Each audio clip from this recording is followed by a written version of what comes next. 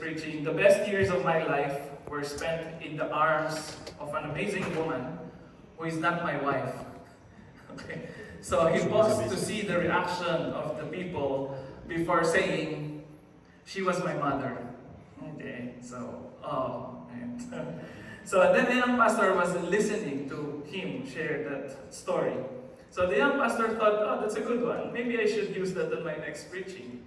So in his next preaching, he told the church, the best years of my life were spent in the arms of an amazing woman who is not my wife. So, but he was so nervous, so his next sentence was, now I can't remember who she was. So it's a crime to forget your mother. Well, today is Mother's Day, and we all know that because of the advertisements and all the tarpaulins and, posters that we see around us. That's why one of my friends said that, oh, just Mother's Day, Father's Day, it's the tool of the capitalism, right? To push people to spend, right? But, once in a while, it's good to honor our mothers, right? So we would like to greet the mothers, in our midst, in our community. But I also like what I heard from the East Meet service this morning, from their speaker, who said that, being a mother, it's not about the person, but it's about the heart. Right? When you say Happy Mother's Day, you're saying to those hearts who are like mothers' hearts, right? Those who play the roles of mothers. So we would like to honor them, and we praise the Lord because of you, especially our dear Filipino mothers. Right? And it's interesting, there's a lot of metaphors that we use for mothers. Right? Ilaw ng tahanan, like light of the house, and everything, the neck that turns the head. And some people would say that mothers are heroes. And yes, we agree because they are, selfless, sacrificial. But Filipino mothers, they are not just heroes. They are warriors. Filipino mothers are warriors. Let me just give you some examples. Like for example, when in the park, you will hear other moms will say, be careful, honey. But Filipino moms would say, pag nahulog ka dyan, papaluin pa kita. So, when you fall there, I'll beat you up. So, when feeding toddlers, other moms would say, come sweetie, eat your yogurt, you need to eat to be healthy, okay? Right? Filipino moms, kainin mo yung munggo, gusto mo magkasakit? Kung hindi mo kainin yan, sa labas ka na tumira. Right? Parang narinig ko sa bahay namin yan. So, eat that munggo. Do you want to get sick? If you're not eating, go out. Right? So, what choice do I have? Right? Either you eat or you live outside. So, another example, you're looking for your snacks. Other moms will say, here it is, baby. And Filipino moms would say, huwag kasi bibig ipanghanap mo. Kung saan-saan mo kasi nilalagay. Right? Don't look with your mouth. You're so disorganized. Right? Here's the last one. It can be endless, right? Unlito eh. So, on a weekend, other moms would say, let's go to the park. Filipino moms would say, Sabado ngayon, linisin mo yung kwarto mo. Para lunggan na yan. It's Saturday, you should clean your room. It's like an animal lives there. Right? So, while some folks are raising good citizens, Filipino moms are raising warriors. Filipino moms have a lot of weapons to choose. From sleepers to hanger to bamboo, right? So, it's amazing how, Filipinos can be, maybe that's why we are so resilient. We got our training from our homes, right? There's no challenge that we cannot endure. That's why some of us also have generational trauma or, we have PTSD as kids. Right? And then when we get in trouble, our mothers would say, it's because you're watching too much TV. What? Too much violence or, mothers can be violent than watching TV, right? At least in the TV, that's just a show, right? But when you experience this from your mom, it's different. But yeah, seriously, moms are really amazing. And we thank you for your strength, for your determination in facing all life's battles, for your family and for your children. So let's pray for them. Lord, we would like to thank you for the gift of motherhood and for how we have been raised by mothers. good and outstanding mothers, Lord, who did their best to raise us in the way that they know that is best for us, who trained us to become good people and at the same time strong ones who will be able to endure life's challenges, Lord. And at this moment, Lord, we also remember those who are missing their mothers, who are perhaps gone or perhaps far away from them, Lord. Bless our mothers, Lord. And also bless those mothers who are hurting, those who are in pain, those who are experiencing anxieties, Lord. Reach out to them and comfort them. And we pray, Lord, also for those who desire to be mothers. This day can be difficult for them. But Lord, we pray that you as our God, you're the one who demonstrated what it means to love unconditionally your people as a mother. So Lord, we pray for those who have motherly hearts and who has compassion, especially for those who are weak and in need of caring. Lord, reach out to them. This is our prayer in Jesus' name. Amen. Okay, so today is the 7th day after Easter and the Sunday before Pentecost. So this is the day, or it's a Sunday of a liminal space, to be in between, right? After one significant event and before another, right? So our reflection this afternoon focuses on the events that happened after Jesus went to the Father and before the disciples received the Holy Spirit. And before the disciples received the Holy Spirit, they are waiting for the kingdom of God. That is the mood, right?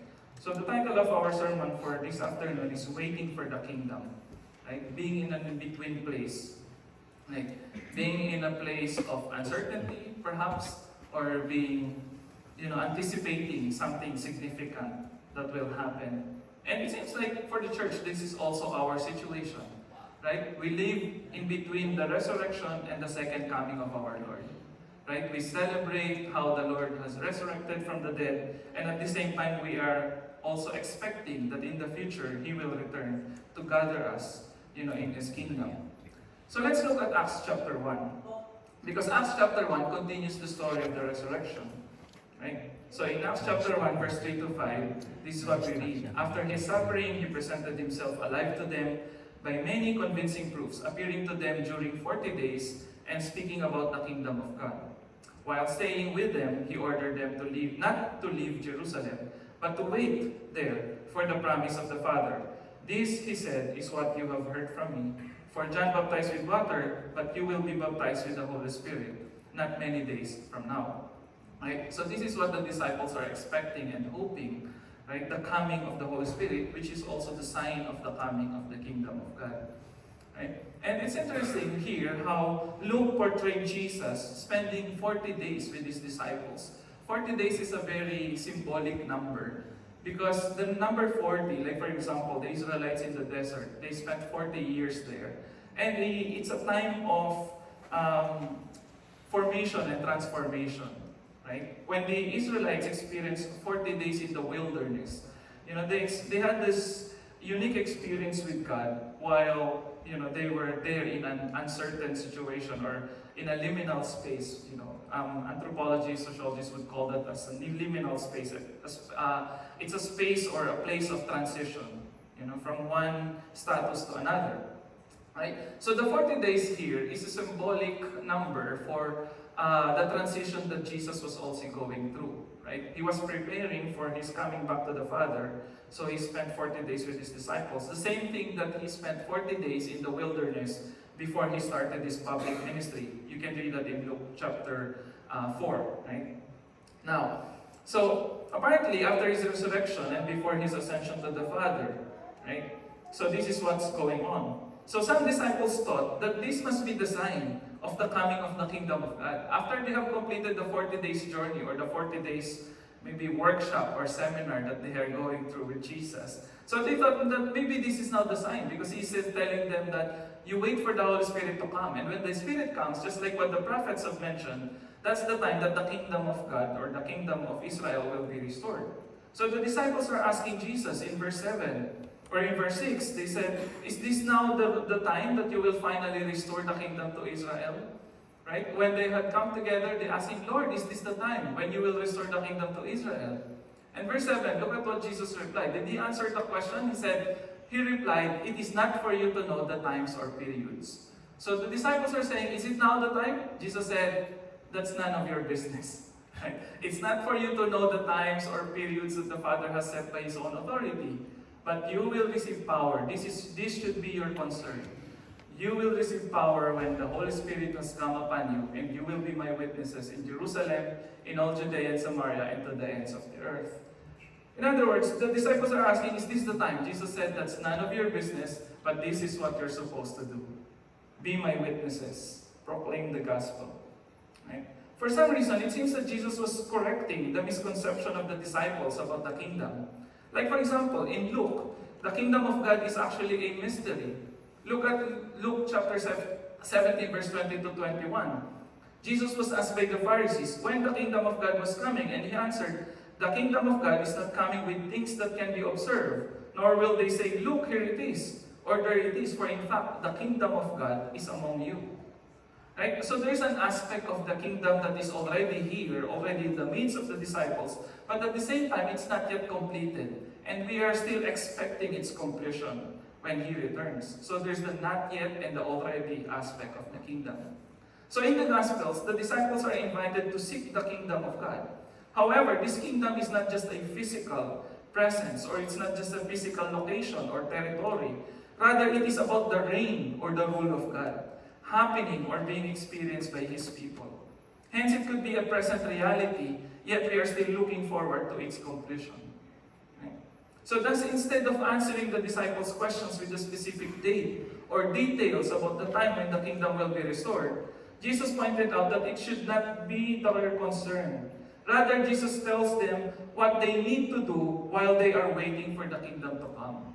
That is much more important. You know that He will come. We know that He will return. But the thing is, what are we going to do?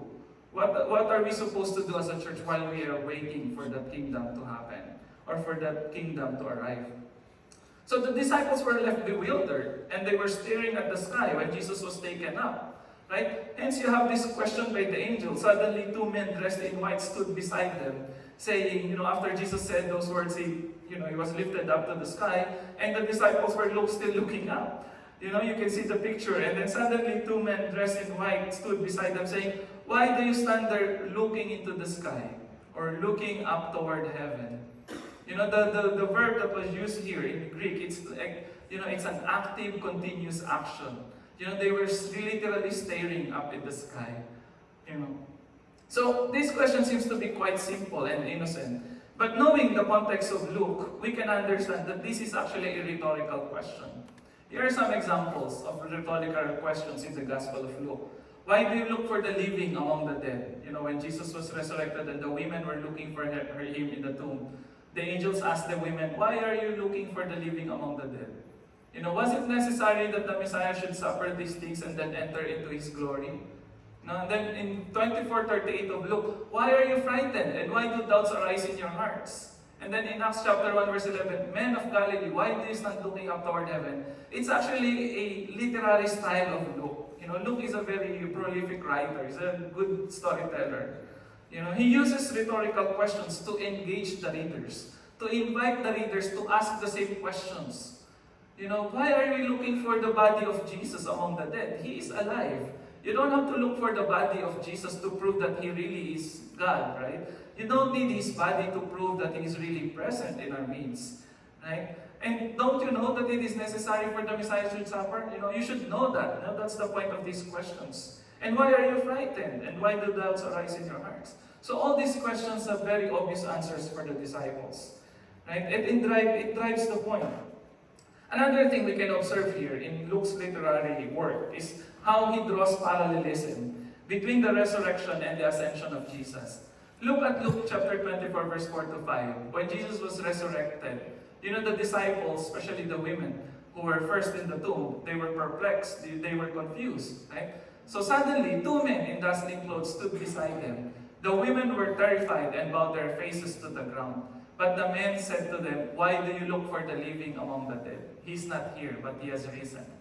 And in Acts chapter 1, verse 10 to 11, while He was going and they were gazing up toward heaven, suddenly 2 men in white robes again stood by them. They said, men of Galilee, why do you stand looking up toward heaven? You see the opposite here. The women bowed down and they were looking down while the disciples are looking up because Jesus was resurrected. But again, there are two angels and you can spot the similarity about these two stories. Right? So this is actually a literary style of Luke. Right? That in the story, the disciples seems to be fixated on finding the body of Christ, on finding the physical presence of Jesus. Why do you keep on searching? Why do you keep on looking at the things that are, it's impossible for you to see, right? Because sometimes that is also our tendency.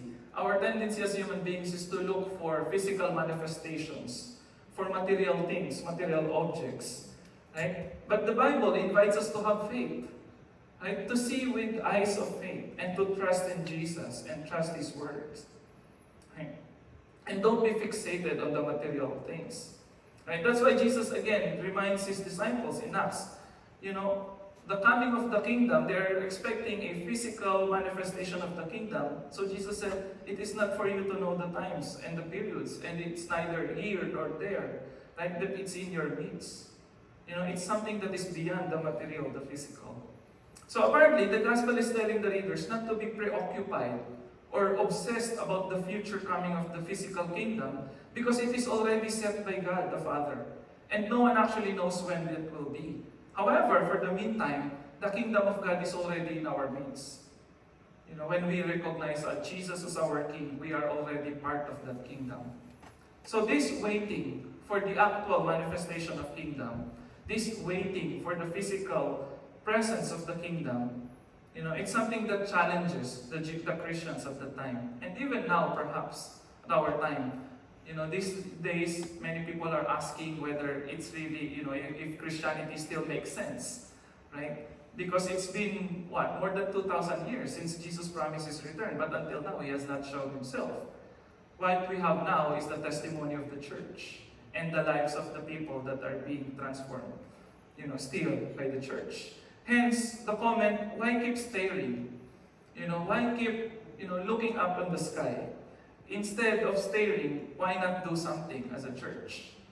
In the words of Eugene Hensel, he says that, keep your heads out of the clouds, because much work remains to be done before the Lord comes again. And the workplace is the here and now.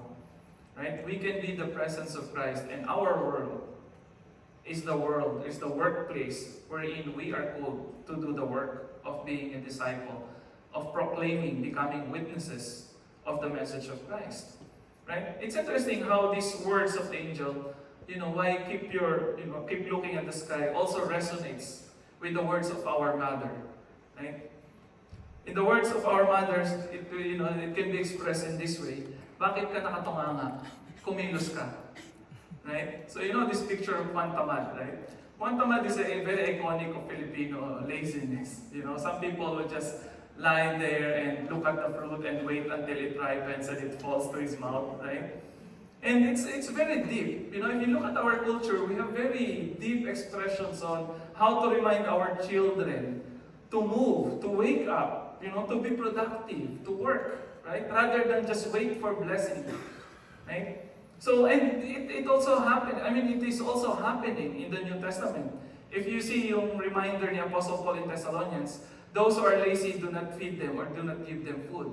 It's not a reminder from a mother, right? Although it sounds like a mother speaking, right? But, it's in reality, it's actually a reminder for the church, because in the time of Paul, because some people are obsessed about the second coming that they don't want to work anymore. They just want the kingdom to come so that they will be part of that kingdom. So they no longer want to work. That's why Paul is saying that, telling the church, if there are some of you who are lazy because you are too obsessed about the coming of Christ, don't give them food. Don't feed them. Right? In other words, don't tolerate their laziness. And Paul is sounding like a mother there, right? Because that is also I think the life verse of many mothers. So what did the disciples do after this? So let's continue reading on Acts chapter 1. So while they were waiting, what did the disciples do? They reorganized.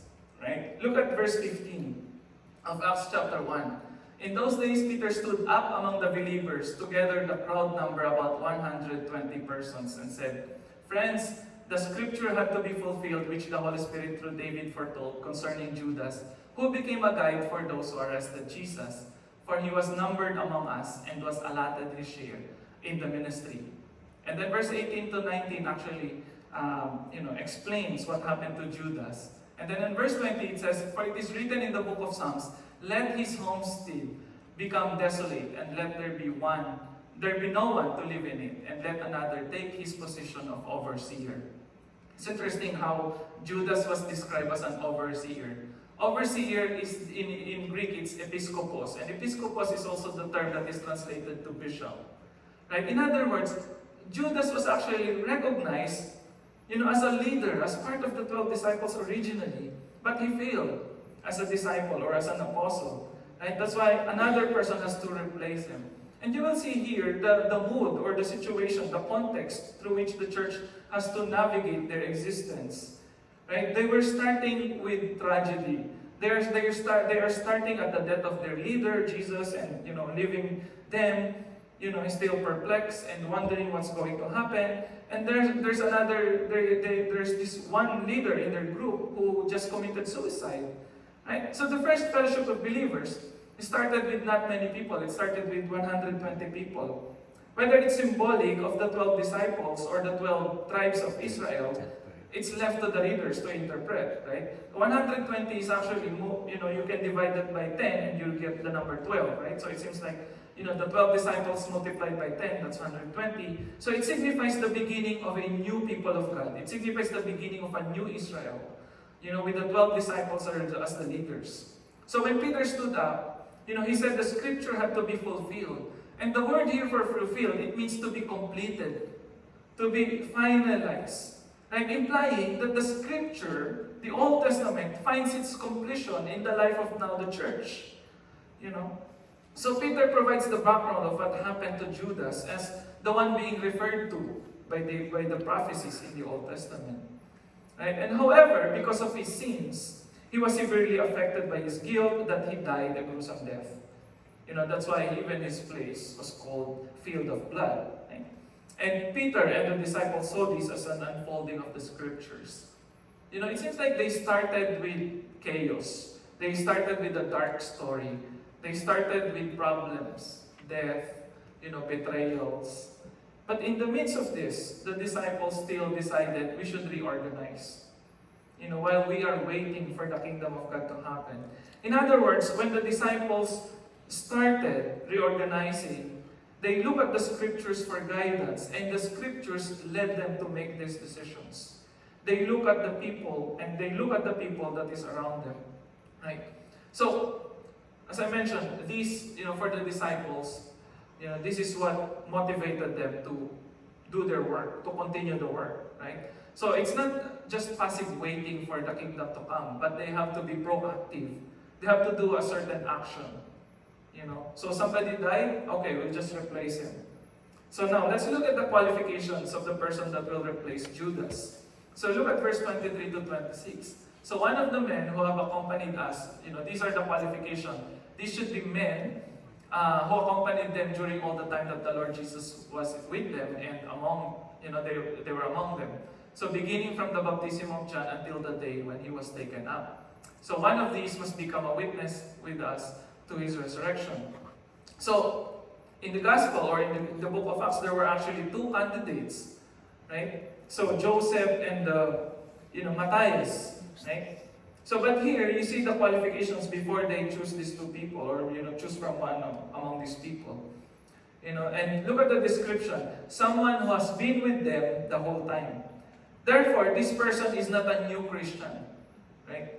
So someone who is with them beginning from John's baptism to the time when Jesus was taken up. So meaning, he has a first-hand experience that this person must have witnessed, must have experienced the work of Christ in his life. These people must become witnesses, therefore they should be credible witnesses, meaning they should have first-hand experience. So you can summarize the two important qualifications here. One is relationship, people who spend time with us. And second, they should have experience, was living among us. Right? So when the disciples started their work, they chose people who are able, who are reliable men, who could work with them because they have good relationship and they know these people. They can vouch for the characters of these people. So, this is how the church, makes their decision. It's not randomly like, oh, you look good, or, you have this talent and, come with us. Experience, relationship, those qualifications still matters. Right? So the third aspect of this work that the disciple is doing, so after they have laid up the qualifications, what did they do? In verses 23 to 26, it says there were two candidates, right? Meaning both could possess the same qualifications, and both are equally gifted and wise. Now, but how can the church select? It's difficult. So why not, just, accept both of them? Make them both as apostles, right? Well, we don't, Luke did not explain that, but it seems like the number 12 is significant, right, for them. So they need to pick just one, right? So, and then in verse 24, what did the disciples do? They prayed. This is an acknowledgement of God's presence in their decision making. Right? It could be that for the church, both men Joseph and Matthias are qualified and fit for the position, but they only have to choose one. So perhaps to avoid the appearance of the decision being politicized, they leave the results to God, right? By deciding on the basis of casting lots. The choice will no longer be upon the people or upon the leaders themselves, but it will be based on divine providence.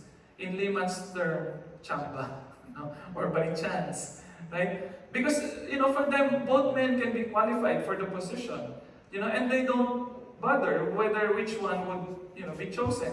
So they just leave it to God to work, right, providentially. Right? And since they already prayed about this, everyone in the congregation seemed to agree that whatever the result must be, it would have come from God rather than men. Therefore, there is unity in the church when it comes to making this decision. Once the lots had been cast and Matthias was identified as the winner, everybody agreed and they moved on. No more extra words, no more murmuring, no more intrigue or controversies. Right?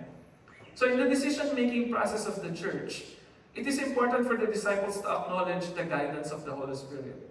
Maybe in that community, some people will disagree whether Matthias or Joseph, maybe some of them would favor Joseph or whatever. But for them, when they prayed about it and the decisions come out, so they just trust that it is the Lord's will. Right? Therefore, we should support whatever the decision of the church is. Right? So what are the things we can learn from this as people of God, as the church? Are we waiting for something from God? Like the disciples then, who are waiting for the kingdom. And as we wait for the kingdom of God, or as we wait for any promises that we claim coming from God, right? Perhaps an answer to our prayers, or perhaps we are waiting and longing or yearning for God to do something about, something. While we are waiting, what do we need to do? What should we do when we are waiting for something very important that we have entrusted to God? These are the three things perhaps we can learn from this passage. Make our waiting productive. We still need to work. There's still work to be done for the church. Like, do we sometimes feel like we are in an in-between place? In a place of a significant change in life. A change or a transition from one place to another, or one position, one status to another. So we can ask ourselves, who are the people we are working with? Who are the people that can support us in this work, in this ministry? Are they capable? Do we have good relationships with them? Do they have experience? Do they have good insights that we can learn from? Right? And who are the people qualified to serve in the church? Do we know these people who are working? Yep. And how do we demonstrate our faith in God's leading and direction while we are waiting? Don't forget to pray and trust God. These are the disciples meeting together, asking for direction. We know that they already have experience being with the Lord. Perhaps they can say, oh, we already have this experience. But they still pray. Right? They still pray to God. Right? So waiting for God doesn't mean not doing anything. There are things that we could do to make our wait worthwhile. Make our waiting productive, know the people we are working with, and don't forget to pray. So let us pray. And I'm just reminded by this verse in Psalm 130, verse 5. I wait for the Lord, my whole being waits, and in His word I put my hope. Father, we are longing and we are waiting for you to manifest yourself in our midst, for your kingdom to come on this earth. In the midst of all the troubles, in the midst of all the darkness, the chaos, the violence, the injustices that is being done to people by another people, Lord, we just pray that may your kingdom come. And we are still waiting for that to happen. But we thank you, Lord, that we are always reminded by your word that in the midst of all these troubles and tribulations around us, we can always trust in you, trust in your name, Lord. Because you are greater and you are the one who knows everything more than we do. So we commit all these things to you in Jesus' name. Amen.